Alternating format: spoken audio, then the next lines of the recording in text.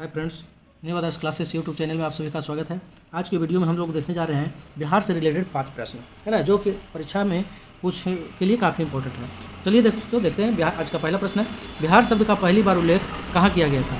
बिहार का पहली बार उल्लेख कहाँ किया गया था? ऑप्शन ए है विनय पिटक, बी है भगवती सूत्र, सी है फाहियान के विवरण और डी है 13वीं शताब्दी के मुस्लिम आक्रमण। तो इसका जो सही जवाब होगा दोस्तों वो हो जाएगा आपको डी, 13वीं शताब्दी के मुस्लिम आक्रमण में। चलिए अगला प्रश्न देखते हैं। इसके में थोड़ा सा देख लेते हैं दोस्तों बिहार के बारे में। तो बिहार शब्द का पहली बार उल्लेख कहाँ किया गया दोस्तों? 13वीं शताब्दी के मुस्लिम आक्रमण किया गया है। 13वीं शताब्दी के मुस्लिम विवरण जो मिलता है दोस्तों वो है तुर्की आक्रमणकारी जब बख्तियार खिलजी ने नालंदा जिले में स्थित, है ना, क्या नालंदा विश्वविद्यालय को क्या किया था? ध्वस्त कर दिया था। तो है ना, उसी के जो शहर है वर्तमान में नालंदा जिला के बिहार शरीफ के नाम पर ही बिहार पड़ा है। ठीक है दोस्तों, अगला प्रश्न देखते हैं।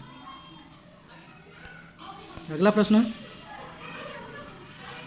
निम्नलिखित कथनों पर विचार कीजिए, है ना। कथन 1 में दिया है बिहार में पहली नवपाषाण संस्कृति सारण जिले के चिरांद में पाई गई थी। दूसरा है दोस्तों नवपाषाण संस्कृतियाँ चेचर के वैशाली, सेनुवार, रोहतास और मनेर पटना में भी पाई गई है।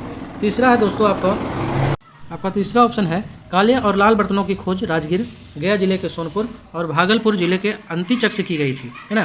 तो हमें देखना है कि कौन सा सही है। चलिए अगला ऑप्शन पर चलते हैं। ऑप्शन दिया गया है दोस्तों कि केवल 1 सही है, केवल 1 और 2 सही है, केवल 1 और 3 सही है, उपरोक्त सभी सही है। इसका जो सही जवाब होगा दोस्तों वो हो जाएगा ऑप्शन डी, सभी के सभी सही है ना। तो चलिए इसका थोड़ा व्याख्या देख लेते हैं। पहला ऑप्शन से चले दोस्तों, तो पहला ऑप्शन में जो था क्या कि आपका पहला ऑप्शन क्या था? पहला ऑप्शन था बिहार में पहली नवपाषाण संस्कृति सारण जिले के चिरांद में मिली है। तो सही है दोस्तों, सारण जिले के चिरांद में मिली है। और ये चिरांद जो जगह है वो कहाँ पाया जाता है? तो गंगा नदी के बाएं तट पर। कहाँ पाया जाता है? गंगा नदी के बाएं तट पर, गंगा और घाघरा के बीच में। कहाँ है दोस्तों? तो गंगा और घाघरा के संगम पर चिरांद में मिली है। दूसरा जो है दोस्तों आपको नवपाषाण संस्कृतियाँ जो है कहाँ और मिला है उसके बारे में बोला है। तो दूसरा जो है नवपाषाण संस्कृतियाँ चेचर जगह जो है वैशाली में पड़ती है। दूसरा सेनुवार यानी कि रोहतास और मनेर जो है पटना में पाई गई है, ये भी दोस्तों सही है। तीसरा है दोस्तों काले और लाल बर्तनों की खोज राजगीर या गया जिले के सोनपुर और भागलपुर जिले के अंत्यचक में पाई गई है, ये भी सही है। तो इसका जो सही जवाब हो गया दोस्तों आपका हो गया डी। चलिए अब हम लोग तीसरा नंबर प्रश्न देखते हैं। तीसरा प्रश्न देखते हैं हम लोग दोस्तों। तीसरा प्रश्न क्या है? तो तीसरा प्रश्न है दोस्तों कि महान चिकित्सक जीवक द्वारा बुध को दान किया गया जीवक विहार, है ना, स्थल कहाँ स्थित है? जीवक विहार स्थल कहाँ स्थित है? ऑप्शन है ए राजगीर, बी है वैशाली और सी है सारनाथ और डी है पटना। तो इसका जो सही जवाब होगा दोस्तों वो हो जाएगा आपका ए राजगीर में, है ना। राजगीर में गृहकूट के रास्ते में जीवक विहार स्थल है। राजगीर में यह स्थल कहाँ है? तो राजगीर में एक जगह है गृहकूट। कौन सा स्थल है दोस्तों? गृहकूट, है ना। तो गृहकूट के रास्ते में जीवक विहार स्थल है जिसे महान चिकित्सक जीवक ने बुध को क्या किया था? दान कर दिया। आगे देखते हैं। जीवक बुध और भारतीय राजा जीवक बुध जो है और बिंबिसार, इनका बुध और बिंबिसार का निजी चिकित्सक थे और यह जो है दोस्तों वर्तमान राजगीर में रहते थे। चलिए अगला प्रश्न देखते हैं। अगला प्रश्न है 4 नंबर। मौर्य काल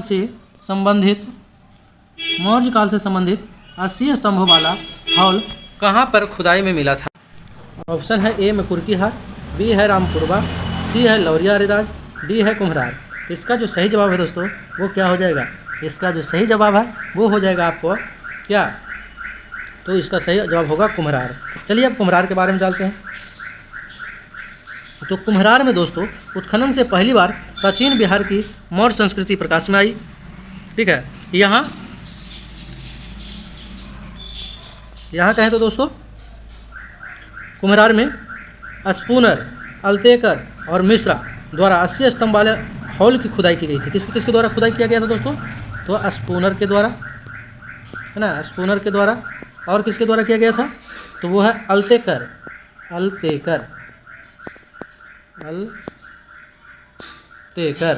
और क्या है दोस्तों? तो और एक है मिश्रा। मिश्रा के द्वारा, इन 3 व्यक्तियों के द्वारा 80 स्तंभों वाला हॉल का खुदाई किया गया था। चलिए आगे देखते हैं। प्राचीन पाटलिपुत्र के पुरातात्विक अवशेष अर्थात 80 स्तंभ वाला जो हॉल है और आरोग्य विहार पटना, जो कि रेलवे स्टेशन से लगभग 6 किलोमीटर की दूरी पर है। कितने किलोमीटर की दूरी पर है? रेलवे स्टेशन से कितने दूरी पर है? 6 किलोमीटर की दूरी पर है। और किस दिशा में है दोस्तों? तब पूर्व में, रेलवे स्टेशन से पूर्व में कुम्हरार में स्थित है। चलिए अगला प्रश्न देखते हैं और लास्ट प्रश्न है दोस्तों आज का, है ना। तो चलिए आज का प्रश्न देखते हैं 5वां। कहता है भारतीय शैलकृत वास्तुकला के इतिहास के संबंध में निम्नलिखित कथनों पर विचार कीजिए। अब कथन 1 है, बराबर गुफाएं भारत की सबसे पुरानी चट्टान काटकर बनाई गई है। कथन 2 है, बराबर चट्टान काटकर बनाई गई गुफाएं मूल रूप से सम्राट चंद्रगुप्त मौर्य द्वारा आजीविकों के लिए बनाई गई थी। अब सही कथन का चयन करें। केवल 1 सही है, केवल 2 सही है, 1 और 2 दोनों सही है ना, या न तो 1 और न ही 2 सही है। तो इसका जो सही जवाब होगा दोस्तों वो होगा आपका ऑप्शन ए, केवल ए सही है ना। क्या है कि बराबर गुफाएं भारत की सबसे पुरानी चट्टान काटकर बनाई गई है। बराबर गुफाएं जो है दोस्तों वर्तमान में कहाँ है? तो जो बराबर गुफाएं हैं अब वर्तमान में बिहार के जहानाबाद जिले में है। कहाँ है दोस्तों? जहानाबाद जिले में, जहानाबाद जिले में। ऐसे आप कह सकते हैं कि ये गया और जहानाबाद जिले के बॉर्डर पर है ना। बराबर की जो पहाड़ी है भारत में सबसे पुरानी जीवित चट्टान काटकर बनाई गई गुफाएं हैं, जिनका इतिहास मौर्यकाल कहें तो 322 से 185 ईसा पूर्व के समय का है।